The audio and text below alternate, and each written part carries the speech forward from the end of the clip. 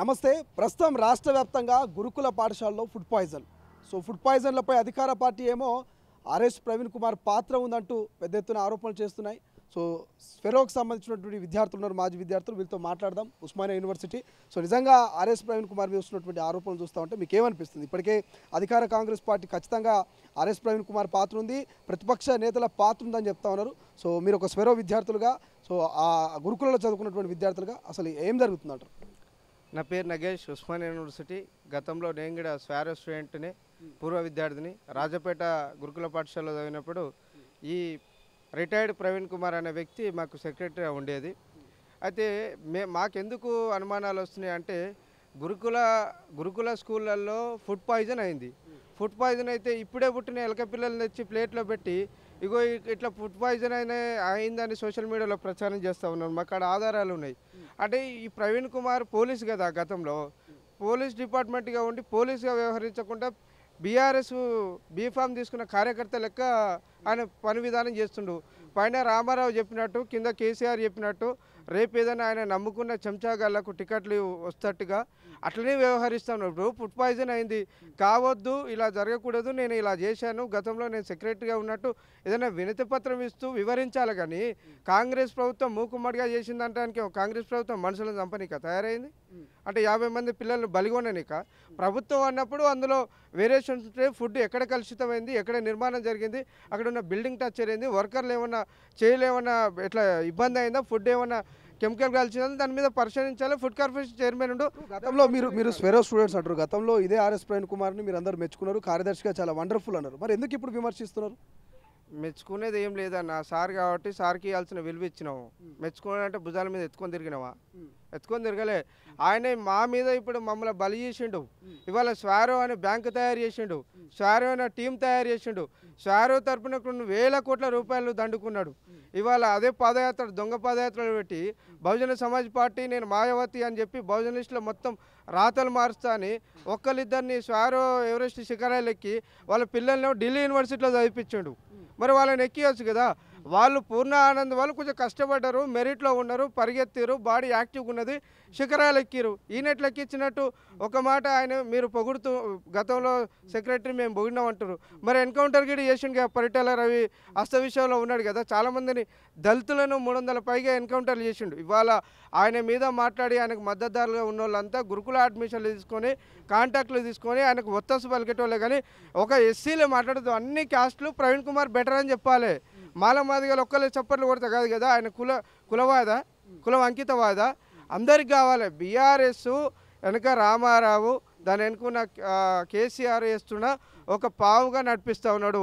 కాంగ్రెస్ నేతలు కూడా కొంత ఆరోపణలు చేస్తూ ఉన్నారు. కాంగ్రెస్ నేతలు చేసే ఆరోపణలు వాస్తవం అనిపిస్తుందా మీకు ఒక స్వెరో స్టూడెంట్గా? కాంగ్రెస్ ఆరోపణలు చేయట్లేదు, వాస్తవాలు చెప్తా ఉంది కాంగ్రెస్ ప్రభుత్వం.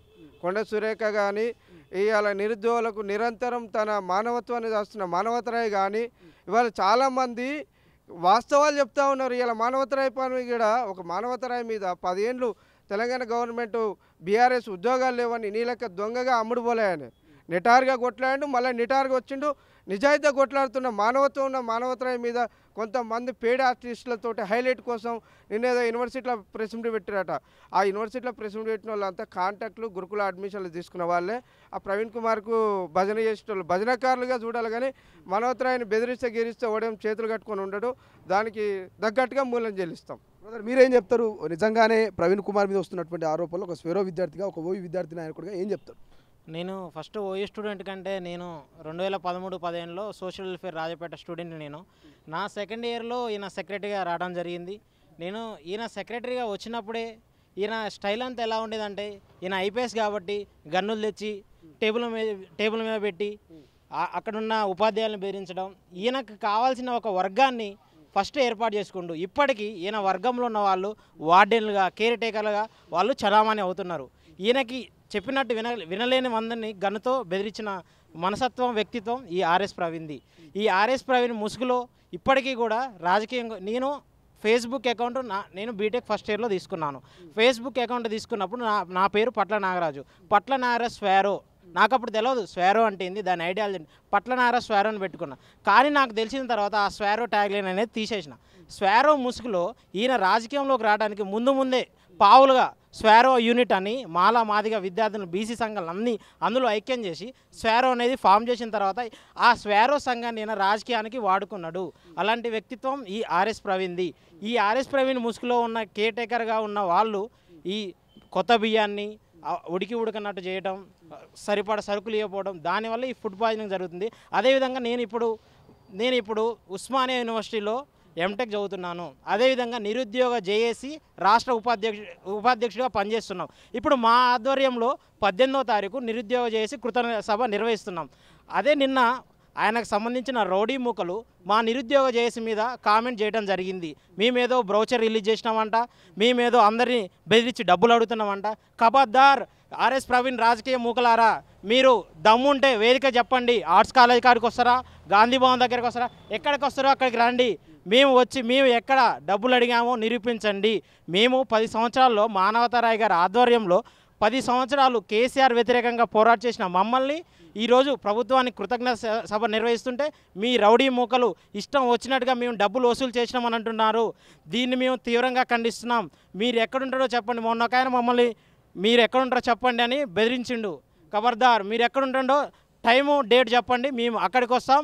మీ ఆర్ఎస్ ప్రవీణ్ ఏం చేసిండు, మా మానవతరాయ్ ఎసుంటి పోరాట చేసిండో అందరికీ మీ టీవీ ఛానల్కి ఈ బహిర్గతం చేయడానికి మేము రెడీగా ఉన్నామని హెచ్చరిక చేస్తున్నాం. ఓకే బ్రదర్, మీరేం చెప్తారు? మీకేమనిపిస్తున్నది?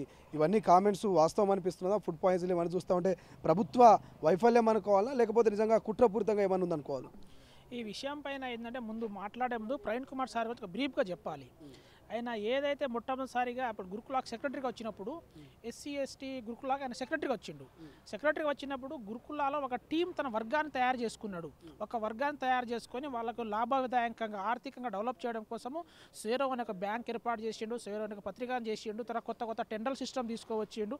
ఆర్థికంగా వాళ్ళకు డెవలప్ చేయడం కోసము గురుకులాలను కేసీఆర్ను ఒక మాయామంత్రం చేసి దాదాపు అన్ని గురుకులాలు ప్రైవేట్ బిల్డింగ్లలో పెట్టిండు.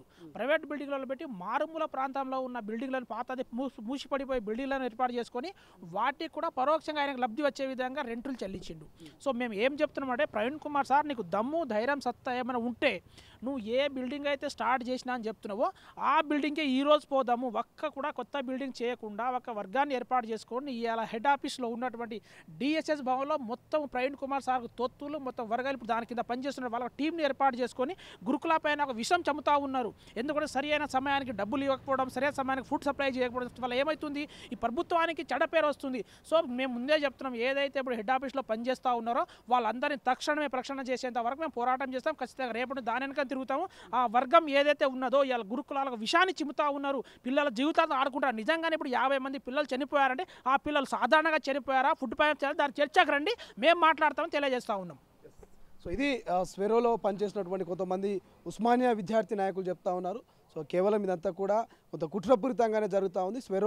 స్వెరో పేరిట ఒక బ్యాంకు కూడా అకౌంట్ ఓపెన్ చేయడము భారీ కుంభకోణమే జరుగుతుందంటూ కూడా వాళ్ళు పెద్ద ఎత్తున ఆరోపణలు చేస్తున్నటువంటి పరిస్థితి. చూద్దాం ఆర్ఎస్ ప్రవీణ్ కుమార్ దీని మీద స్పందిస్తాడా, లేకపోతే మౌనంగా ఉంటాడా అనేది చూడాల్సిన అవసరం ఉంది. కెమెరా పర్సన్ అజయ్తో శ్రీశైలం, తొలి వెలుగు, హైదరాబాద్. అసలైన తొలి వెలుగు. ఫాలో వాట్సాప్ @తొలి వెలుగు official.